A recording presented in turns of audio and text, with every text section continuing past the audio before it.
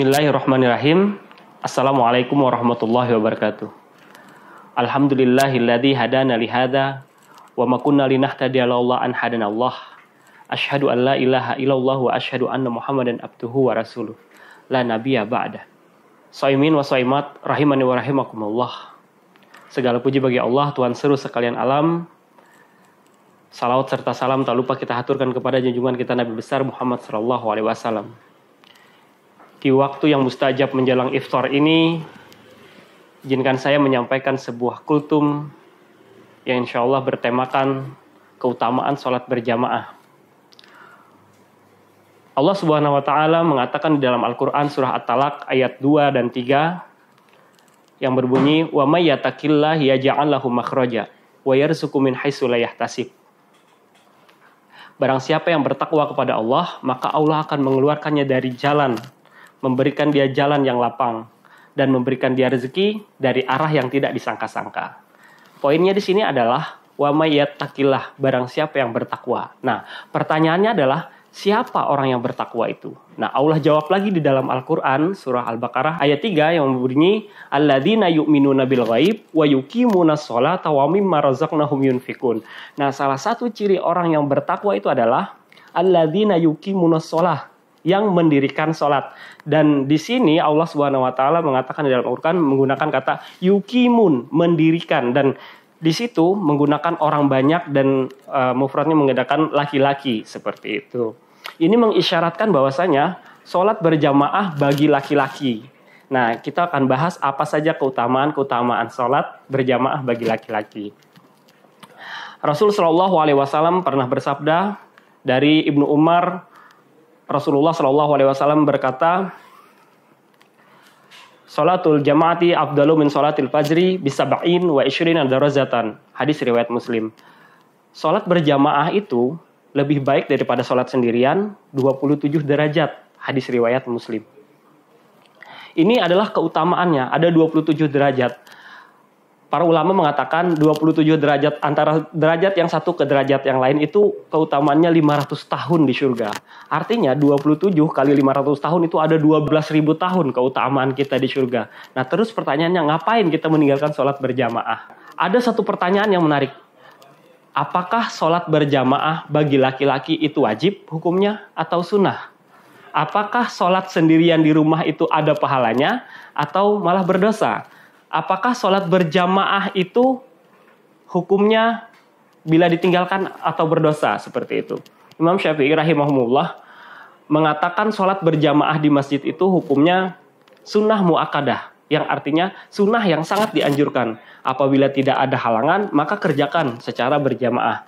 Karena Imam Syafi'i mengambil hadis yang diriwayatkan oleh Imam Ahmad yang mengatakan as-sholatur rajuli fil masjidi khairu min sholatihi fi baitihi wasyuki khamsin wa ishrina darajatan.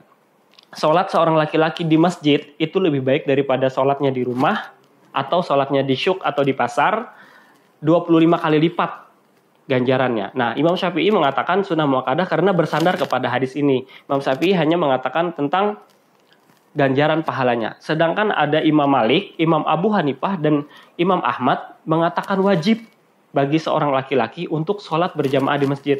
Ini bersandar kepada hadis yang diriwayatkan oleh hadis riwayat Muslim. Rasulullah SAW pernah bersabda seperti ini.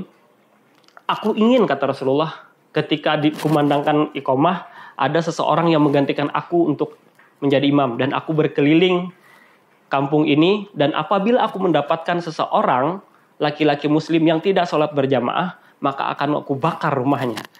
Ini adalah satu isyarat yang mana Rasulullah mengecam bagi seorang laki-laki muslim yang tidak sholat berjamaah.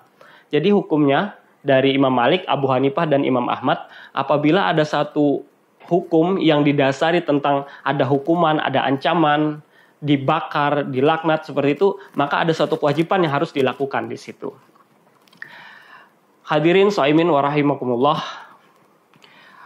Kultum ini akan saya tutup dengan satu cerita yang inspiratif dari sahabat Nabi, tua renta, beliau buta, namanya Abdullah bin Abi Umi Maktum. Beliau ini sahabat yang sudah sepuh seperti itu. Rumahnya jauh dari masjid Dan ada suatu ketika Rasulullah Shallallahu Alaihi Wasallam menyampaikan tentang keutamaan sholat berjamaah di masjid, Abdullah bin Abi Umi Maktum ini selalu datang ke masjid. Zuhur ke asar, bahkan i'tikaf di sana. Maghrib sampai isya, bahkan i'tikaf di sana.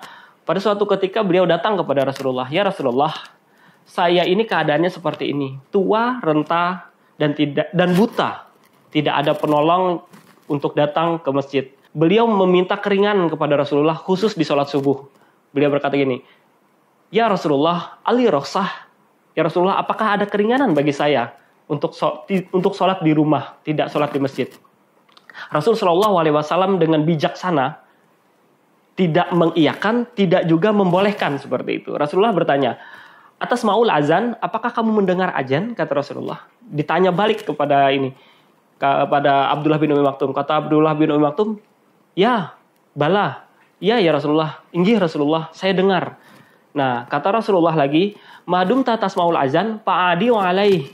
Apabila kamu mendengar azan, maka datanglah. Nah, artinya ada pahala besar yang luar biasa di sini. Coba kita lihat, sahabat Abdullah bin Umi Maktum itu tua, renta, sendirian, rumahnya jauh dari masjid. Yang pada zaman dulu kita pasti tahulah masjid di Madinah itu yang atapnya dari daun-daun kurma, lantainya beralaskan pasir seperti itu, yang kalau hujan kehujanan, yang kalau dingin kedinginan. Seorang sahabat masih berangkat ke masjid. Bandingkan kita sekarang. Kita punya kaki yang sempurna, punya mata yang bisa melihat, bahkan kalau jauh kita punya kendaraan. Kita tidak berangkat ke masjid kan malu sama sahabat seperti itu, ya. Dan ingat, cita-cita kita sama dengan sahabat yang dulu. Cita-cita kita tuh satu, ingin masuk surga. Jamaah shaimin wa shaimat rahimakumullah. Mungkin itu yang dapat saya sampaikan. Mudah-mudahan kita selalu kuatkan iman dan kita sebagai laki-laki muslim selalu meniatkan diri untuk berangkat berjamaah di masjid. Billahi taufik wal hidayah. Wassalamualaikum warahmatullahi wabarakatuh.